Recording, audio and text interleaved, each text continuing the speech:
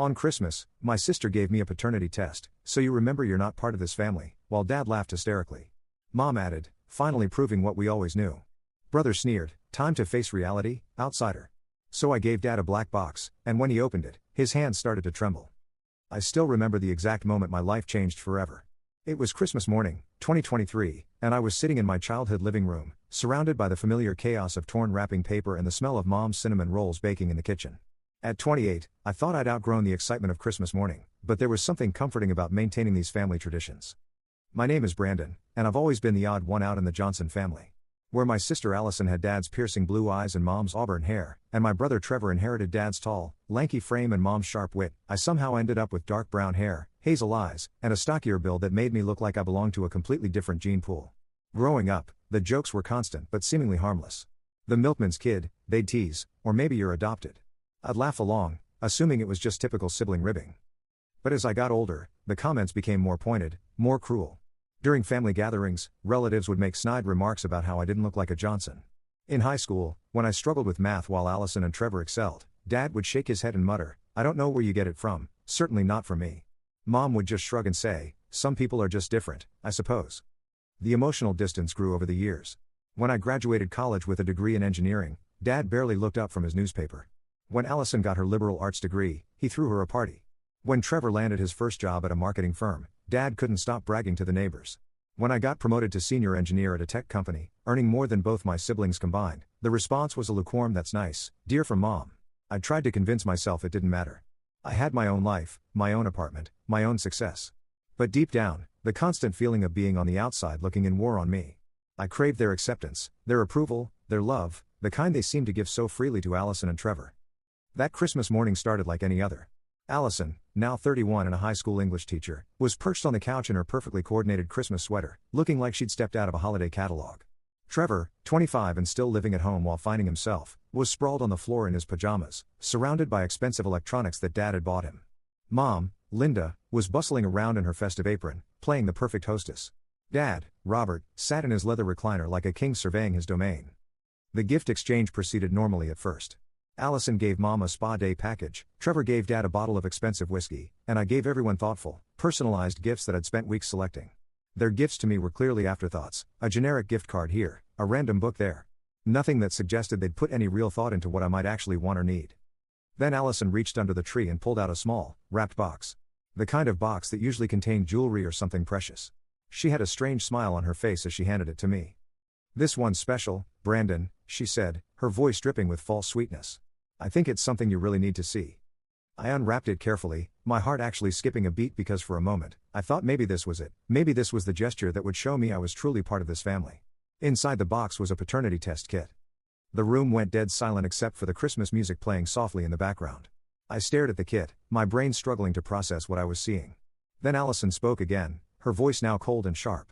So you remember you're not part of this family. The words hit me like a physical blow. I looked up at her, expecting to see some sign that this was a cruel joke, but her face was stone cold serious. That's when Dad started laughing. Not a chuckle, not a nervous giggle, but full-blown hysterical laughter. He was doubled over in his chair, slapping his knee like this was the funniest thing he'd ever seen. Oh, that's rich. He wheezed between laughs. That's absolutely perfect, Allison. Mom chimed in then, her voice filled with a satisfaction that made my blood run cold. Finally proving what we always knew. Trevor, not to be outdone, looked up from his pile of gifts and sneered at me. Time to face reality, outsider. I sat there, holding this paternity test kit, feeling like the world had just shifted beneath my feet. This wasn't spontaneous cruelty, this was planned. They'd discussed this. They'd bought this kit specifically to humiliate me on Christmas morning. The three people I'd spent my entire life trying to win over had just delivered the most devastating blow they could think of, and they were enjoying every second of it. Use it, Allison said, leaning forward with gleaming eyes. Let's finally put this question to rest once and for all. Yeah, Trevor added, we're all dying to know just how much of an outsider you really are. Dad was still chuckling, wiping tears from his eyes. This is the best Christmas gift ever, Allison. Absolutely brilliant. Mom nodded approvingly. It's about time someone addressed the elephant in the room. I looked around at their faces, these people who were supposed to love me, supposed to be my family, and I saw nothing but contempt, amusement, and satisfaction at my pain. Something inside me broke in that moment, but something else also crystallized. A cold, calculating part of my brain that I'd never accessed before suddenly came online. I stood up slowly, still holding the paternity test kit. You know what? I said, my voice surprisingly steady. You're absolutely right. It's time we address the elephant in the room. I walked over to my coat, which was hanging by the door, and reached into the inner pocket. I pulled out a small black box, the kind that expensive jewelry comes in, and walked back to Dad's chair. Before we do my test, I said, handing him the box, I have one more gift for you, Dad. I think you should open it first. Dad took the box, still grinning from his earlier laughter. What's this, some kind of peace offering? He asked mockingly. Something like that, I replied. Why don't you open it and see? The room fell quiet again as Dad lifted the lid of the black box. Inside, nestled in black velvet, was a single sheet of paper, folded small. Dad unfolded it, and I watched as his face went from amused to confused to absolutely horrified. His hands started to tremble so violently that the paper was shaking. What is it, Robert? Mom asked, moving closer to look over his shoulder. Dad's face had gone completely white. He looked up at me with an expression I'd never seen before, pure, unadulterated terror. Where did you get this? He whispered. The same place I got the other copies, I said calmly. And the same place I got the photos. And the videos. Mom snatched the paper from Dad's trembling hands and read it. I watched as her face went through the same transformation, confusion, recognition, horror. She actually gasped and stumbled backward. What is it? Allison demanded. What's on that paper? I looked at my sister and brother, both of whom were now sitting up straight, sensing that something had shifted dramatically in the room. It's a DNA test, I said simply. But not the kind you were expecting. The paper in that box was the result of a paternity test I'd secretly conducted 6 months earlier. But I wasn't the subject being tested. Dad was. And the results showed that Trevor, the golden child, the baby of the family, the one who looked most like Dad, wasn't actually Dad's biological son. But that wasn't even the best part. The best part was how I discovered this information in the first place. You see, I work in tech, and I'm very good at what I do. When you're good at tech, you develop certain skills that extend beyond your day job. Skills that involve accessing information that people think is private. Skills that involve finding things that people thought were buried forever. About 8 months ago, I'd finally gotten tired of being treated like an outsider in my own family. I decided to do some digging, thinking maybe I'd find some old family documents or photos that would help me understand why I felt so disconnected from these people. What I found instead was so much better. I found Mom's old email accounts. All of them. Including the ones from 26 years ago that she thought had been deleted forever. The ones that contained a very steamy, very explicit correspondence with a man named Marcus Rivera. The correspondence was dated exactly 9 months before Trevor was born. The correspondence that included photos, lots of photos, and detailed discussions about their affair and how Mom was going to pass off Marcus's baby as her husband's. But Marcus wasn't just any random guy. Marcus Rivera was Robert's business partner and best friend. The man who had been Trevor's godfather. The man who had mysteriously moved across the country right after Trevor was born and had never been seen or heard from again. Once I had that information, it was easy enough to track down Marcus. He was living in California now, married with kids of his own, and apparently had no idea that he'd left a son behind in Ohio. The investigation process had taken me months of careful, methodical work. I'd started by creating fake social media profiles to connect with people who might have known Marcus during his time in Ohio. I'd combed through old business records, newspaper archives, and even high school yearbooks. Every lead I followed painted a clearer picture of what had really happened 26 years ago. Marcus Rivera hadn't just been Dad's business partner, he'd been his best friend since college. They'd started their construction company together, built it from nothing into a successful enterprise. Marcus had been the best man at Mom and Dad's wedding. He'd been at every family barbecue, every holiday gathering, every important milestone in their lives. Until suddenly, he wasn't. The emails I'd recovered painted a vivid picture of the affair. It had started innocently enough, Mom complaining about feeling neglected while Dad worked long hours building the business. Marcus offering a sympathetic ear, then a shoulder to cry on, then much more.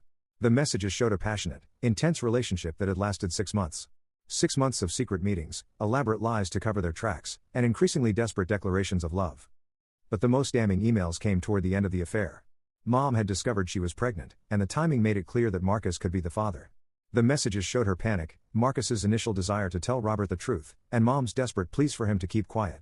The final email in the chain was from Mom, telling Marcus that she'd convinced Robert the baby was his and that Marcus needed to disappear if he truly loved her. If you really care about me and Robert's friendship, you'll leave, she'd written. Let us have our family. Let Robert believe this baby is his. It's the only way we can all move on from this mistake. Marcus's response had been heartbreaking. I'll go, but Linda, that's my child you're carrying. Someday, I hope you'll tell him the truth. He deserves to know who his real father is. Mom's final message had been cold and definitive. No. He'll be a Johnson, not a Rivera. That's what's best for everyone. When I contacted Marcus and explained the situation, he was initially skeptical. But when I sent him photos of Trevor, the resemblance was unmistakable. The same dark hair, the same deep-set brown eyes, the same square jawline that I'd always thought Trevor had inherited from some distant Johnson relative. Marcus agreed to a DNA test, and while we waited for results, we talked for hours over video calls. He told me about the life he'd built in California, how he'd tried to forget about Ohio but had never stopped wondering about the child he'd left behind. He'd married a wonderful woman named Rosa, had 2 daughters, and built a successful contracting business. But he'd always felt like something was missing. "I think about that baby every year on his birthday," Marcus had told me during one of our conversations. "I've wanted to reach out so many times, but I made a promise to your mother. I thought I was doing the right thing by staying away." When the DNA results came back showing 99.98% probability that Marcus was Trevor's biological father, he broke down crying on our video call. 25 years of wondering, of guilt, of wondering what if had finally been answered. But Marcus wasn't the only family secret I'd uncovered during my investigation. The deeper I dug into my family's history, the more lies I discovered. I found out that Dad had always suspected Trevor wasn't his biological son. The physical differences that I'd attributed to genetic variation were actually glaring evidence that Robert had been ignoring for years. But rather than confront the truth, he'd chosen to live in denial and take out his frustrations on me, the son who actually was his biological child. The most damaging discovery came when I found Dr. Henderson's old medical records through an unexpected source. My cousin Jenny worked as a records clerk at the medical practice, and during a casual conversation at a family barbecue earlier that year, she'd mentioned seeing my name in some old files. She thought it was funny that Dad had requested a private consultation about my blood test results when I was 16. When I pressed her for details, she revealed that Dr. Henderson had kept detailed notes about Dad's unusual reaction to learning I was definitely his biological son.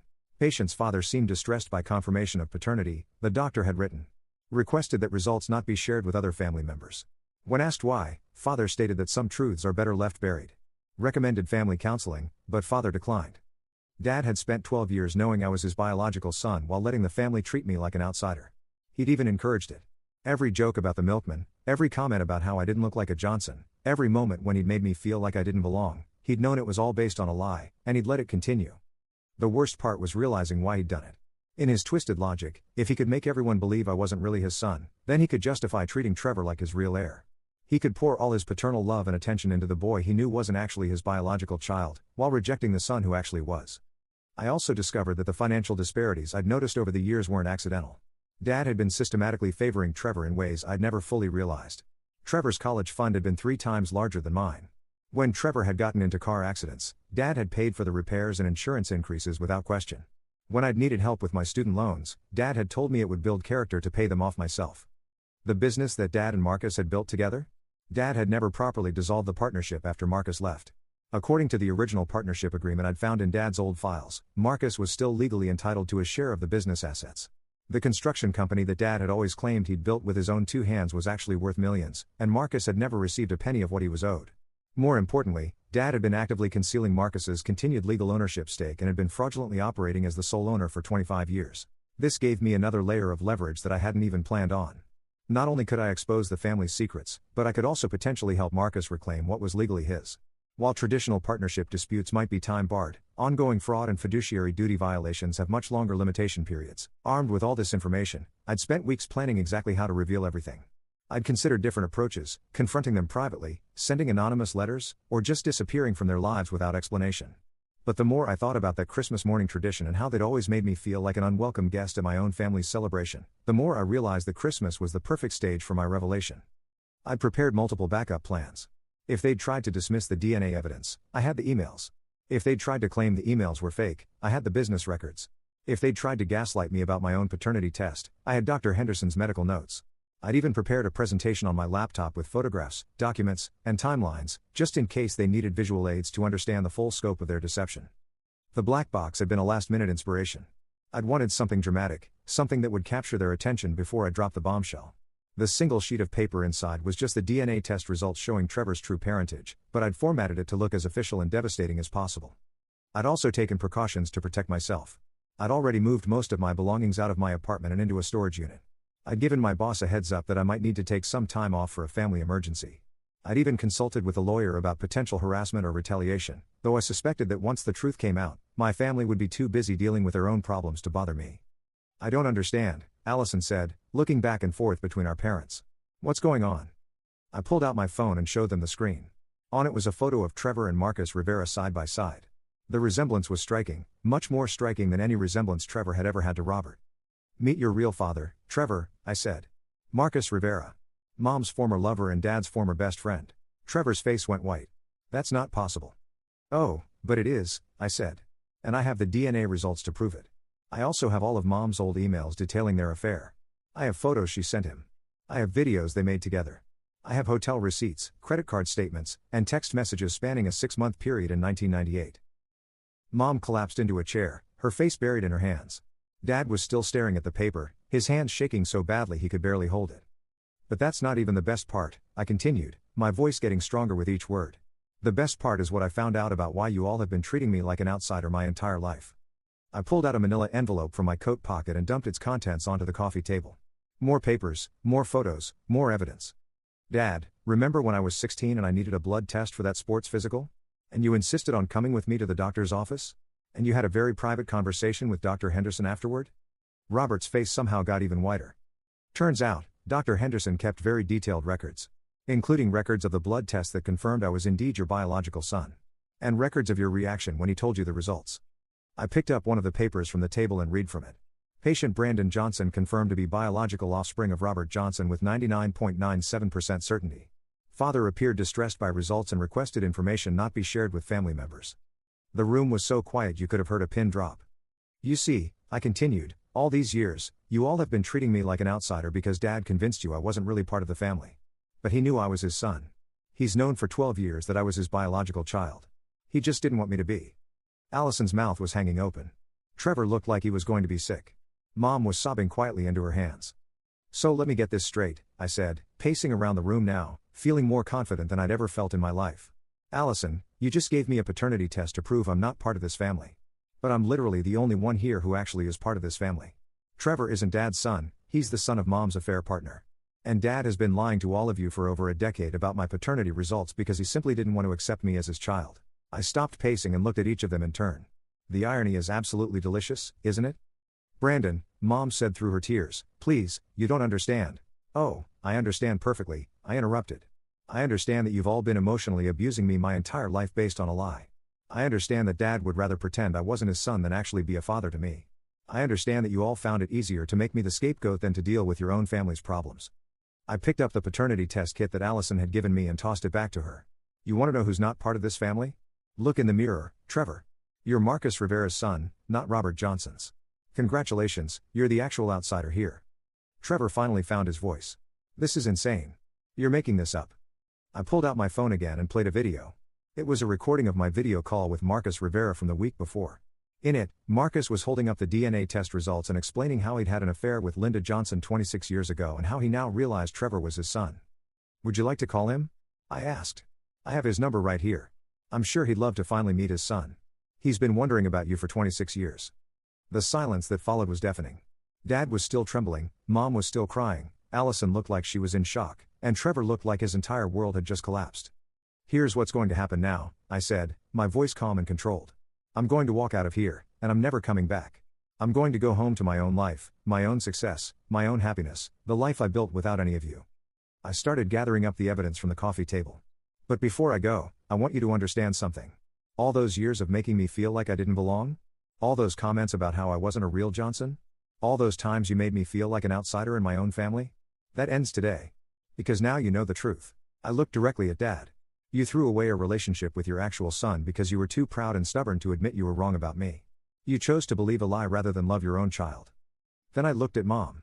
You let your husband treat our son like garbage to cover up your own affair. You watched him emotionally abuse me for years, and you said nothing because you were afraid your secret would come out. I turned to Allison. You've spent your entire adult life treating me like I was somehow less than you, when the truth is, I'm the only one here who actually belongs to the family you're so proud of.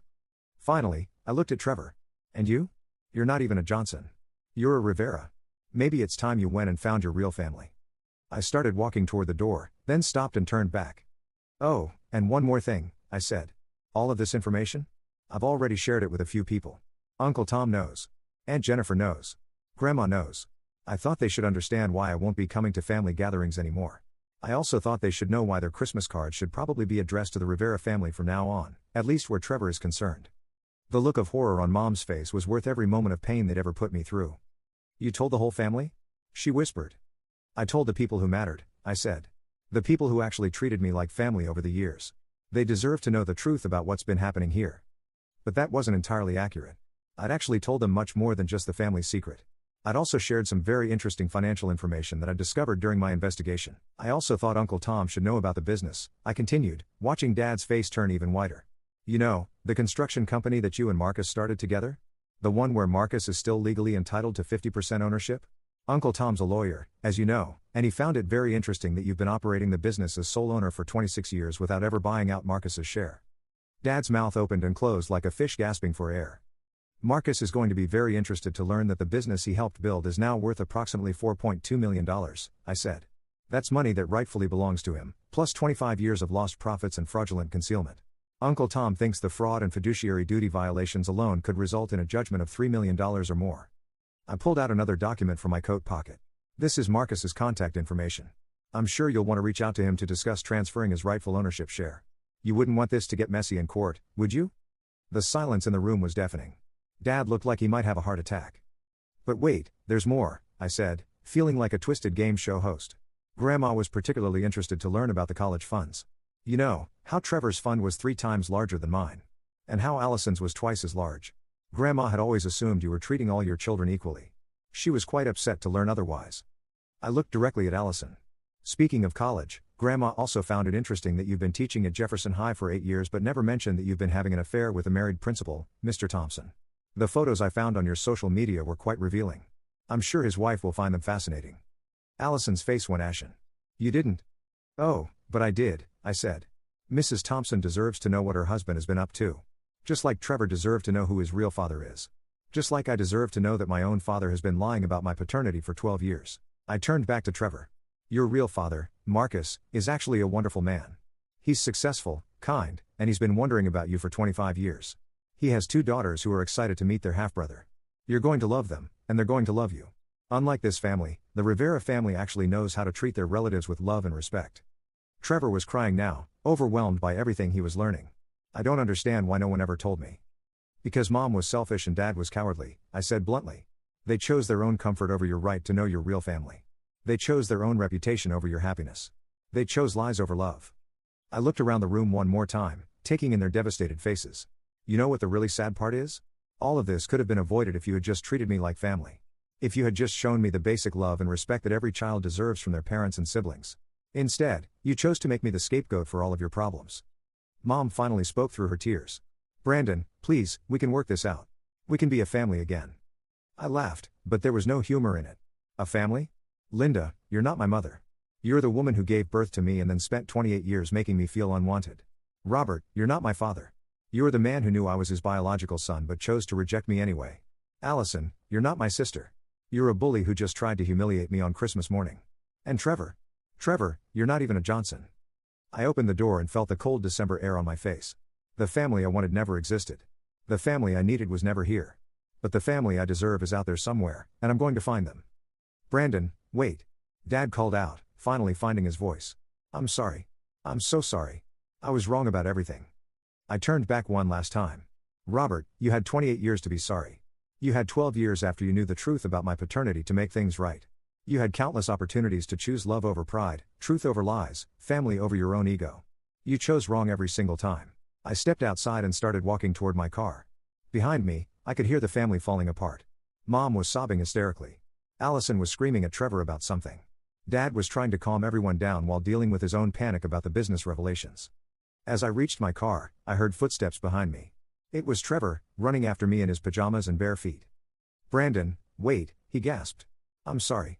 I'm so sorry for everything. I didn't know about any of this. I looked at him, this young man who I'd grown up thinking was my brother, who had participated in making me feel like an outsider, who I now knew was actually the outsider himself. Trevor, I said softly, you were just a kid for most of it. I don't blame you for believing what the adults told you. But you're not a kid anymore.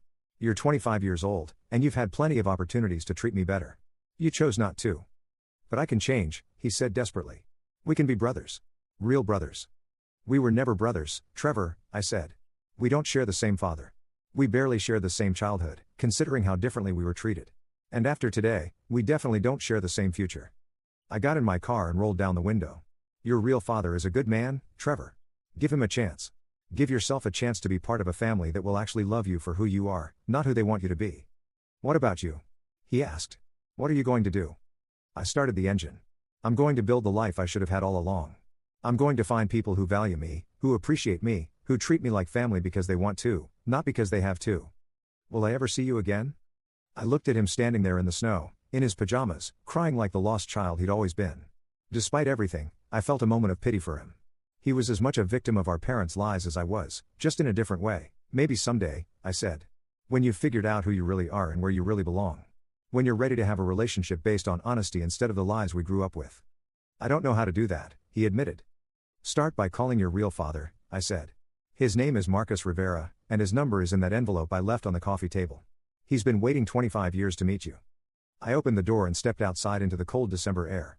Behind me, I could hear Mom breaking down completely, Dad's chair creaking as he rocked back and forth, and Allison and Trevor starting to argue with each other. As I walked to my car, I felt something I hadn't felt in years, free. For the first time in my life, I wasn't carrying the weight of trying to earn their love or acceptance. I wasn't wondering what I'd done wrong or how I could be better. I wasn't feeling like an outsider looking in. The truth was, I'd never been the outsider. I'd been the only one who actually belonged there, surrounded by people who were too caught up in their own lies and secrets to see it. I got in my car and drove away from that house for the last time. I didn't look back. I didn't feel sad. I felt liberated. 6 months later, I heard through the family grapevine that Trevor had reached out to Marcus Rivera and was building a relationship with his biological father. Apparently, Marcus was thrilled to finally know his son and was helping Trevor figure out his identity and his place in the world. I also heard that Mom and Dad were in marriage counseling, trying to work through 26 years of lies and deception. Allison had apparently become the family mediator, trying to hold everyone together while dealing with her own guilt about how she'd treated me over the years. As for me, I bought a house in a different state and started fresh. I built new relationships with people who valued me for who I was, not who they thought I should be. I found love with someone who thought I was amazing exactly as I was. I advanced in my career and found success that had nothing to do with trying to prove myself to people who would never appreciate me anyway. The best part was that I finally understood something important. Being rejected by people who were never capable of loving you properly isn't actually a loss. It's a gift. It's the universe's way of clearing the path for you to find people who will. That Christmas morning, when Allison handed me that paternity test, she thought she was delivering the ultimate insult. What she actually did was hand me the key to my freedom. She forced a truth that had been buried for years to come to light, and in doing so, she freed me from a lifetime of trying to earn love from people who were never going to give it. The black box I gave Dad that morning contained more than just DNA results. It contained the end of their power over me. It contained the truth they'd all been hiding from. It contained the beginning of my real life, the life where I was valued, appreciated, and loved exactly as I was. Sometimes the best revenge isn't getting back at people who hurt you. Sometimes the best revenge is discovering that you never needed them in the first place. Sometimes the best revenge is simply walking away and building a better life without them. That's exactly what I did. And I've never been happier. The last thing I heard was that Dad had tried to reach out to me through a mutual acquaintance, wanting to make things right. But there was nothing to make right. The damage was done, and more importantly, I'd moved on to something infinitely better. Some bridges are meant to be burned. Some families are meant to be left behind. Some doors are meant to be closed forever. That Christmas morning, my sister thought she was showing me that I didn't belong to their family. What she actually showed me was that their family didn't deserve to have me in it. And that made all the difference.